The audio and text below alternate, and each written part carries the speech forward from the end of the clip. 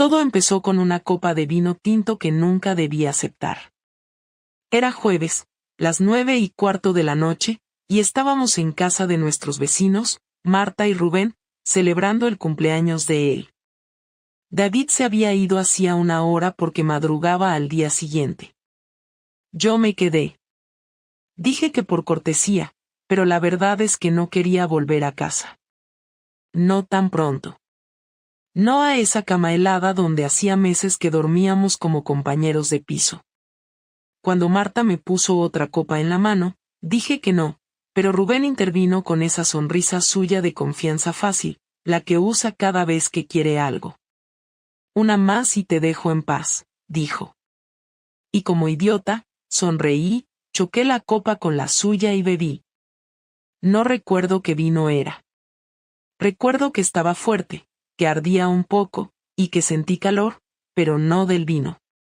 Fue cuando me rozó el muslo por debajo de la mesa, como si fuera algo natural. Nadie lo vio. Marta estaba en la cocina, peleando con los cielos. Él me miró como si ya supiera que yo no me iba a levantar, que no iba a gritar ni a ofenderme. Y tenía razón. Esa noche crucé una línea. No porque pasara algo todavía, pero porque no hice nada para evitar que pasara después. Rubén me escribió 2 días después. No fue un mensaje romántico ni uno de esos que se esperan de alguien que ha cruzado una línea con la mujer de su vecino. Fue práctico, directo, como si estuviéramos cerrando una cita médica. El martes por la tarde estoy solo. Si te apetece pasar, sabes dónde vivo. Lo leí mientras David preparaba café en la cocina. No contesté. No porque me pareciera mal, sino porque no sabía si podía manejarlo. Me senté en el sofá, fingí revisar correos del trabajo, y me quedé con esa frase flotando en la cabeza como si alguien me hubiera abierto una puerta que no sabía que existía. El martes fui. No fue impulsivo. No fue una caída emocional. Fui con todo el control del mundo, sabiendo perfectamente lo que iba a pasar.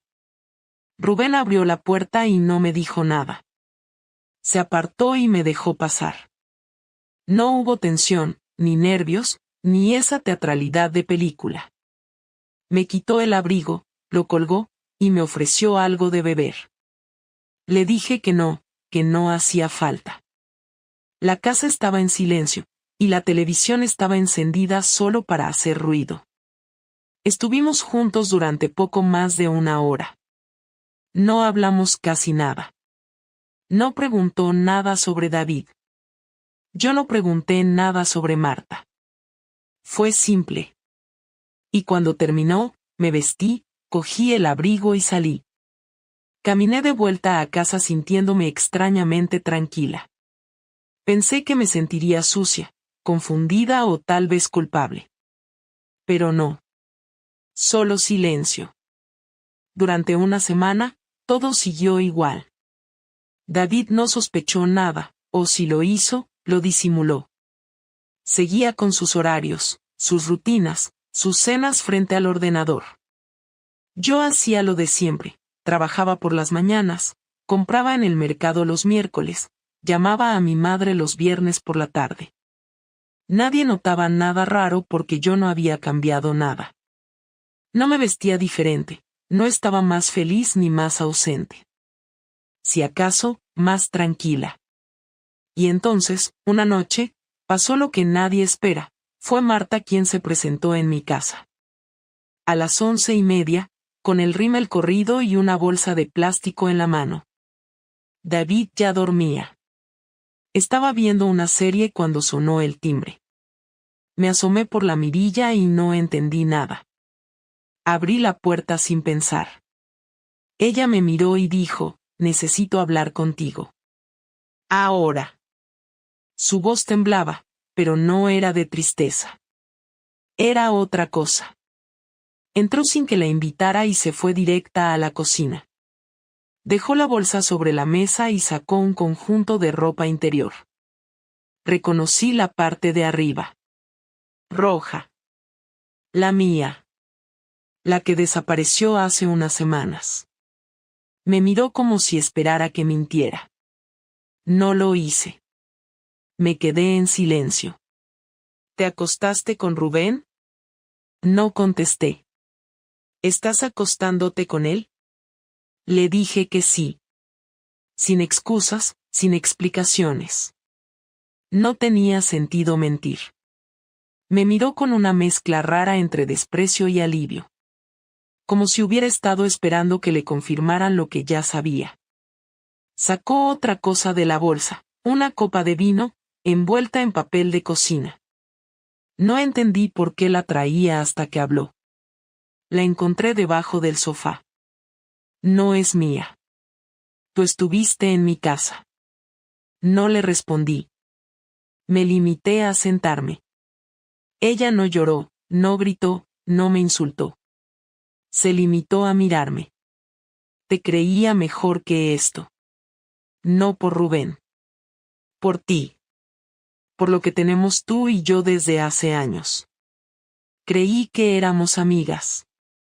No supe qué decirle. Porque era verdad. Éramos amigas. Nunca planeé hacerle daño. Ni siquiera pensé en ella en ese momento. Solo pensé en mí. Lo que necesitaba. Lo que ya no tenía con David. Marta respiró hondo, se pasó las manos por el pelo y se levantó. No voy a decirle nada a David. No porque te esté protegiendo, sino porque no quiero que esto me reviente a mí también. Haz lo que quieras, Clara. Pero no vuelvas a mi casa. Y se fue. Esa noche no dormí. Me tumbé junto a David, escuchando su respiración, y me pregunté si alguna vez había sabido quién era yo. Si alguna vez le importó de verdad. No por lo que hacía, por lo que decía, sino por lo que callaba. Por lo que necesitaba y nunca pedía. Al día siguiente, David notó algo. ¿Has dormido mal? Me preguntó mientras desayunábamos. Un poco. Soñé raro. Y eso fue todo. Durante 3 días, no volví a saber de Rubén. No me escribió. No llamó. No cruzamos miradas en el portal. Nada. Hasta que una noche, David llegó antes de lo habitual. Entró con el ceño fruncido, cerró la puerta con fuerza y fue directo al salón. Me pilló colocando ropa en el cesto. ¿Tú me estás engañando? Su voz no era alta, pero sí seca. Precisa. Como si llevara días practicándola en su cabeza. ¿Cómo dices? Que si te estás acostando con Rubén. Lo dijo sin titubeos. Lo dijo mirándome a los ojos. No tenía margen para negar nada. No había espacio para salidas. Solo me quedaba una opción. Sí. No me preguntó por qué. No me pidió detalles. Se quedó en silencio, apretando los puños. Luego se fue a la cocina, volvió con una cerveza, se sentó en el sofá y la abrió. No me miró durante 5 minutos. Cuando por fin lo hizo, me lanzó una mirada que no era de rabia, ni de dolor, ni siquiera de sorpresa. Era decepción pura. No sé qué me jode más, Clara. Si lo que has hecho o lo poco que me sorprende. No supe qué contestarle. ¿Desde cuándo? Unas semanas. Asintió. No gritó. No rompió nada. Pero había algo peor en su silencio. Algo mucho más peligroso. Quiero que te vayas de casa mañana. No me importa a dónde. Pero no te quiero aquí el fin de semana. Y se levantó. Subió a nuestra habitación y cerró la puerta. No la volvió a abrir esa noche. A la mañana siguiente me levanté antes de que amaneciera, no porque tuviera algo que hacer, sino porque no podía soportar otro segundo más acostada en esa cama que hasta hace poco era mi refugio y ahora era solo un colchón donde dormía al lado de alguien que ya no sabía si me odiaba, me ignoraba o simplemente se había rendido. David seguía dormido, o fingía estarlo, con la espalda vuelta hacia mí. Me vestí en silencio, bajé a la cocina y me senté en una de las sillas sin encender la luz. El reloj marcaba las 6:15 cuando escuché los pasos bajando por las escaleras. Venía descalzo, con el mismo pantalón de pijama gris que usaba desde que empezaron los primeros fríos, y sin camiseta. Se sirvió un café sin mirarme y se apoyó en la encimera. ¿Te vas a quedar todo el día aquí sentada o vas a empezar a hacer algo con tu vida? La frase cayó como una piedra. No por las palabras en sí, sino por el tono. Seco, sin emoción. Como si hablara con una desconocida. No respondí. Él siguió. Te pedí que te fueras hoy. Y hoy es hoy. No el lunes, no la semana que viene. Hoy.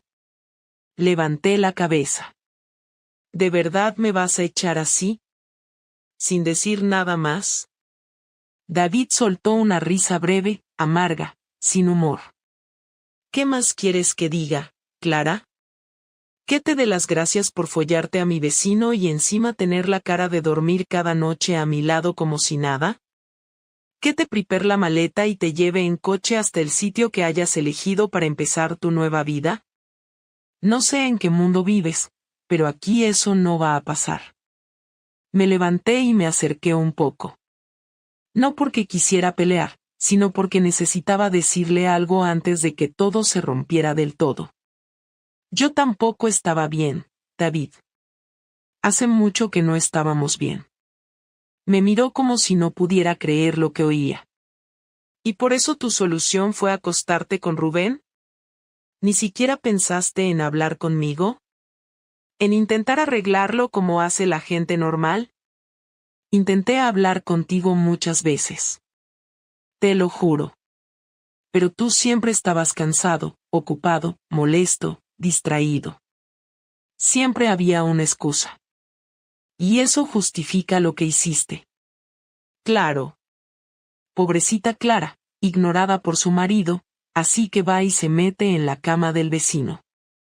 Muy madura tu forma de arreglar las cosas. No me estoy justificando. Pues lo parece. Silencio. Largo. Tenso. Hasta que él se volvió hacia mí con una calma tan forzada que daba miedo. ¿Usaste protección? Lo miré sin entender. ¿Qué? Que si usaste protección. No es una pregunta complicada. ¿O tampoco pensaste en eso mientras te desnudabas en la casa de Marta? Sí. ¿Siempre? Sí. ¿Segura? Sí. Asintió.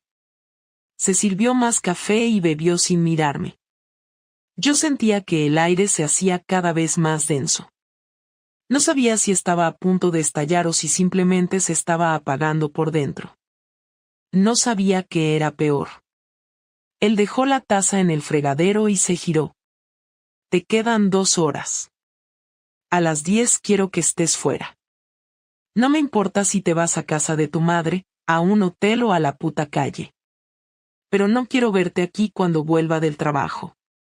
No puedes echarme así. Esta casa es de los dos. Perfecto. Pues si te quieres quedar, hablamos con abogados. Hoy mismo si hace falta. Pero si te quedas, no pienses que esto va a ser una tregua. No habrá reconciliación, no habrá perdón, no habrá nada. Seremos 2 desconocidos compartiendo espacio. Y te aseguro que no te va a gustar. Me quedé quieta. Él se fue a la habitación, volvió 15 minutos después con su ropa puesta y las llaves en la mano. Te dejo el coche. Usa el que tú quieras. Pero a las 10, fuera. Y salió. Cerró la puerta con firmeza, sin violencia, sin hacer teatro. Y me dejó sola en la cocina, mirando la taza vacía que aún conservaba el calor de su último café. Pensé en llamar a Marta. Pensé en llamar a Rubén. pensé incluso en llamar a mi madre. No llamé a nadie. Subí, empaqué algunas cosas, metí ropa en una bolsa de deporte, cogí el portátil y los cargadores, y me senté en la cama a esperar que dieran las 10. Nadie me escribió.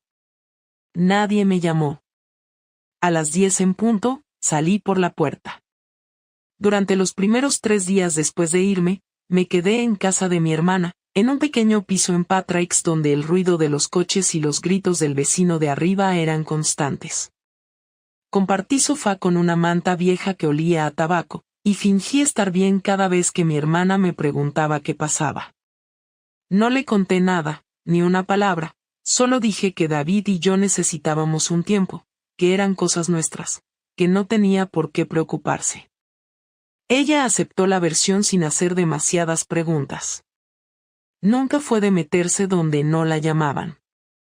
Me limité a dormir mal, comer poco, revisar el móvil sin parar, y repasar mentalmente todo lo que había hecho como si eso fuera a cambiar algo. La mañana del cuarto día recibí un correo electrónico. El remitente era David. El asunto decía, adjunto. Sin texto en el cuerpo del mensaje, solo un archivo PDF.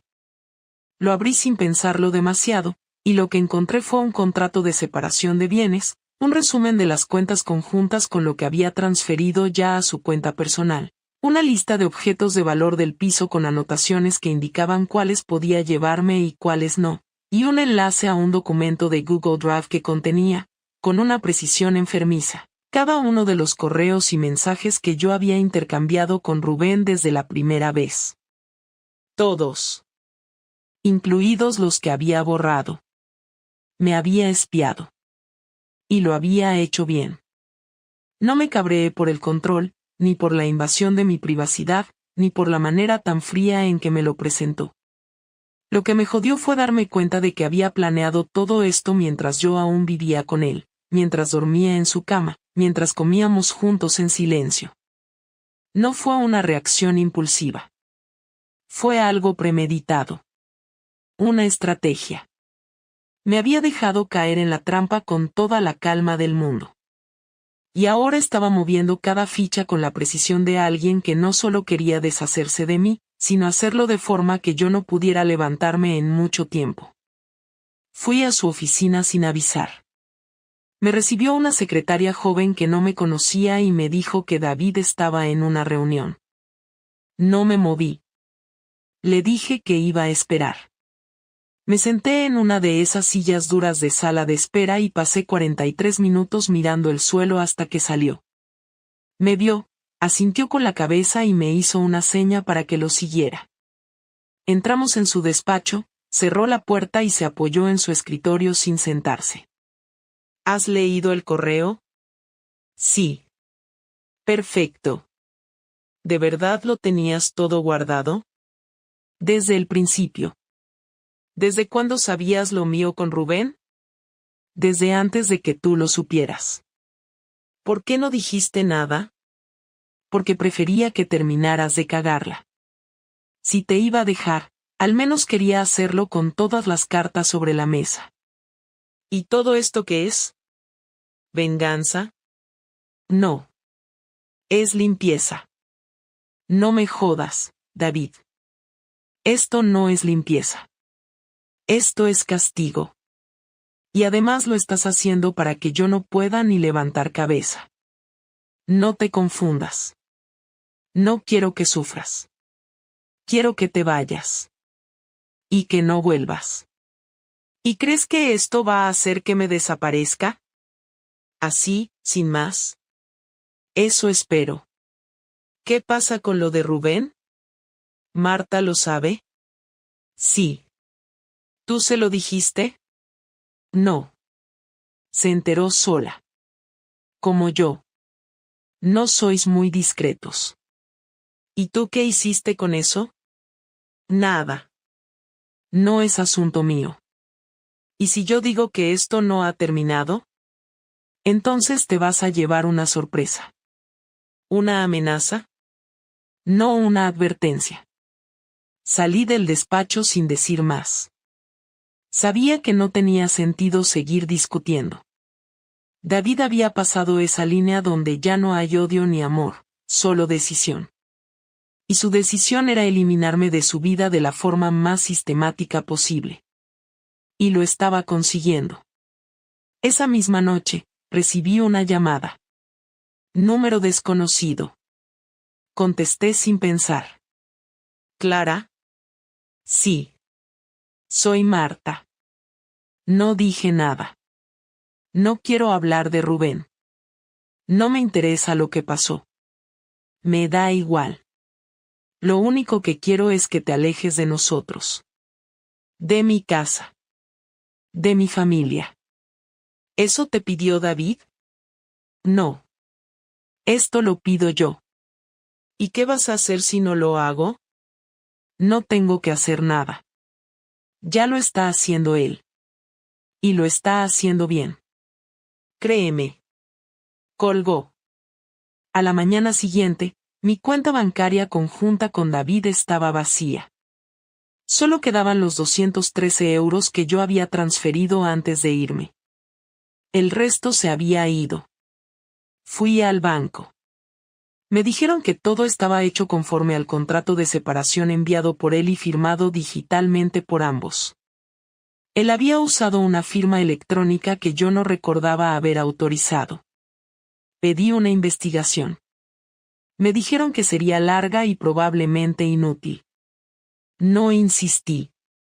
Llamé a Rubén. Me contestó con un tono neutro, casi incómodo. Hola. Hola. ¿Podemos vernos? No creo que sea buena idea. ¿Tú también? Marta me lo pidió. ¿Y tú qué quieres? No quiero más problemas, Clara. Bastante tenemos ya. Colgó. Esa tarde, llamé a mi abogado. Pasaron 5 días desde que hablé con el abogado. Me dijo lo que ya sospechaba. Si David había usado una firma digital sin mi consentimiento, podría denunciarlo, pero sería un proceso largo y desgastante, y las probabilidades de que recuperara algo eran mínimas. Además, la cuenta ya estaba vacía, el daño estaba hecho, y si me ponía a pelear por cada euro, lo único que iba a lograr era estancarme durante meses en un proceso que ni siquiera garantizaba un resultado favorable. Me preguntó si quería iniciar la demanda igual, y le pedí tiempo. Aún no lo tenía claro. No sabía si quería castigar a David o simplemente dejar de pensar en él. A veces, la venganza suena más atractiva de lo que realmente es, pero cuando tienes delante toda la mierda legal que implica, empiezas a preguntarte si vale la pena arrastrarte por el barro solo para que el otro también se manche un poco. Esa noche, David me llamó. Fue él. No yo. Lo vi en la pantalla del móvil, su nombre completo, David Ortega, como lo tenía guardado desde hace años, con una foto que probablemente tenía más de 3 años, y que no había cambiado porque nunca me detuve a pensar en hacerlo. Dudé un segundo antes de contestar. Luego respiré hondo y pulsé el botón verde. Hola. Hola. ¿Qué pasa? Necesito hablar contigo. En persona. ¿Para qué? Porque no quiero que esto termine como está terminando.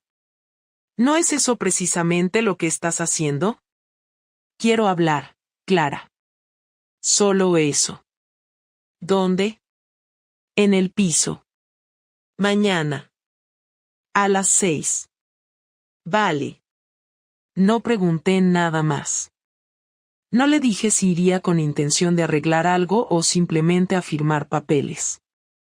Colgué y me quedé mirando el techo durante 1 hora sin moverme. Pensaba en qué diría, qué no diría, qué pasaría si volvíamos a discutir. No quería llorar. No quería suplicar. Pero tampoco quería que me tratara como si yo fuera un error que quería borrar de su historia. Llegué puntual. Él ya estaba allí, sentado en el sofá, con una carpeta sobre la mesa y 2 vasos de agua. El detalle de los vasos me desconcertó un poco. No porque esperara otra cosa, sino porque era una cortesía innecesaria, casi protocolaria, que hacía más frío el ambiente. Me senté frente a él y esperé a que hablara. Lo hizo sin rodeos. Voy a presentar la demanda de divorcio esta semana. No necesitas firmar nada ahora. Solo quería que lo supieras por mí, no por un notario. Asentí. De acuerdo. No voy a pelear por la casa. Quédate con tu parte. Yo me voy a mudar en unas semanas. ¿Por qué me lo dices ahora? Porque no quiero que esto sea un campo de batalla. Y porque, a pesar de todo, me importa cómo terminen las cosas. ¿De verdad? Sí. Aunque no lo parezca. Podrías haber hablado antes. Podrías no haber hecho lo que hiciste. Silencio. No estoy aquí para seguir echándonos cosas en cara, Clara. Solo quería que esto tuviera al menos un cierre decente. Un cierre decente después de vaciarme la cuenta, recopilar mensajes y mandármelos como si fueras un juez. No sabías en qué punto estaba yo. No sabías lo harto que estaba. Lo lejos que habías quedado de la persona con la que me casé. ¿Y tú crees que yo no me sentía igual? Puede ser. Pero tú lo resolviste acostándote con el vecino. ¿Y tú lo resolviste haciéndome desaparecer? Teníamos opciones. Y tomamos decisiones. Ahora estamos aquí. ¿Y esto qué es? El último intento de no odiarnos. Porque lo que viene después va a ser duro, y no quiero cargar con más rencor del necesario. Me quedé callada. No porque no tuviera nada que decir, sino porque entendía perfectamente lo que estaba diciendo. Yo también estaba cansada. También quería pasar página. Pero seguía doliendo. No por perderlo a él, sino por cómo todo se había descompuesto hasta volverse irreparable. Me levanté para irme. Él no se movió. Caminé hasta la puerta y antes de abrir, me giré. ¿Alguna vez pensaste en perdonarme? No. Ni por un momento. Pensé en intentarlo. Pero perdonarte, no. No soy ese tipo de persona. Yo tampoco. Salí sin mirar atrás. 3 meses después de aquella última conversación, ya no vivía en Valencia. Había aceptado una oferta para trabajar en una agencia de comunicación en Bilbao, nada glamuroso, nada que estuviera en mis planes antes de que todo se desmoronara, pero suficiente para empezar desde cero sin que me recordaran quién era ni con quién estaba casada. Me fui sola, sin decirle a nadie más que a mi hermana, que me ayudó con la mudanza y no hizo demasiadas preguntas. Nunca fue de analizar las decisiones de los demás, y en ese momento, lo agradecí más que nunca. Había dejado atrás todo lo que conocía, y no lo hice como alguien valiente que decide reconstruir su vida por convicción. Lo hice porque no me quedaba otra cosa que hacer. La vida en Bilbao era distinta. Más fría, más reservada. Me vino bien que la gente aquí no fuera de preguntar mucho, que nadie supiera nada de mí más allá de lo que yo decidía contar. En la oficina, me limité a cumplir con mi trabajo, a llegar, hacer lo mío y volver a casa sin detenerme a socializar. No era depresión, tampoco aislamiento intencional. Era simplemente cansancio. Cansancio de justificarme, de explicar por qué había hecho lo que hice, de contar una historia en la que siempre iba a salir mal parada, ya fuera por haber sido infiel o por haber permitido que el matrimonio muriera sin pelear más. Había asumido que el juicio social era inevitable, así que preferí desaparecer de la escena antes de que alguien pudiera señalarme. Un día recibí un correo de David. Nada dramático, ni agresivo, ni sentimental. Era solo una notificación formal para informarme que el proceso de divorcio había concluido y que a partir del lunes siguiente, el piso de Valencia quedaba oficialmente a mi nombre. No añadía nada más. Ninguna frase de cierre, ningún deseo de suerte ni reproche escondido. Le contesté 2 días después, simplemente para confirmar que había recibido el aviso. Ni gracias, ni adiós. Nada más. Fue extraño ver mi nombre vinculado a una propiedad en un documento legal, cuando en realidad sentía que no tenía nada propio, que no pertenecía a ningún lugar, que todo lo que tenía eran habitaciones alquiladas y objetos comprados con urgencia para llenar vacíos materiales. Volver a tener algo mío, aunque fuera solo un piso en el que ya no vivía, fue una sensación rara. Una mezcla de logro y derrota. A veces pensaba en volver, venderlo o alquilarlo, pero nunca tomé una decisión. Lo dejé cerrado, vacío, como un vestigio de lo que había sido una vida. El recuerdo de ese lugar era incómodo, pero no doloroso. Era como recordar una época de trabajo que no terminó mal, pero que tampoco fue buena. Algo que simplemente se acabó. No volví a saber nada de Rubén, ni de Marta. Me imaginaba que seguían juntos, o no, pero ya no me importaba. La historia con él no fue un romance ni una pasión incontenible. Fue una decisión tomada desde la frustración, un intento torpe de sentir algo distinto a lo que sentía cada día al lado de David. No lo odiaba, pero tampoco me perdonaba. Había sido una forma estúpida de enfrentar una crisis, una forma que había destruido todo sin darme nada a cambio. No sentía que hubiera ganado nada. Solo había perdido. Mi hermana me visitó en noviembre. Cenamos juntas en casa y me preguntó, por primera vez en todos esos meses, si me arrepentía. Tardé en responderle, no porque no supiera la respuesta, sino porque no quería decirla en voz alta. No me arrepiento de haber terminado con David. Me arrepiento de cómo lo hice. Ella asintió sin decir nada. No me juzgó. No me consoló. Solo lo aceptó como una verdad más. Y eso fue suficiente. Con el tiempo, volví a salir con alguien. Nada serio, alguien del trabajo, un diseñador con quien compartía algunas horas de oficina y un par de cenas sin expectativas. No llegamos a nada, pero fue la primera vez que estuve con un hombre sin pensar en si me estaba equivocando, en si estaba cometiendo otro error. No sentí culpa, ni necesidad de justificarme. Fue simple. Y cuando dejó de tener sentido, lo dejamos. Ahora vivo sola. Trabajo, pago el alquiler, salgo a caminar los domingos, y a veces veo a mi hermana cuando viene por trabajo. No soy feliz, pero tampoco estoy rota. Aprendí que eso es suficiente por ahora. No necesito cerrar la historia con una gran lección, ni con una frase que explique todo. No hay moraleja. Solo queda lo que pasó y lo que viene después. Y lo que viene después, esta vez, lo voy a decidir sin romperle la vida a nadie más. Sin mentirme. Sin destruir para escapar.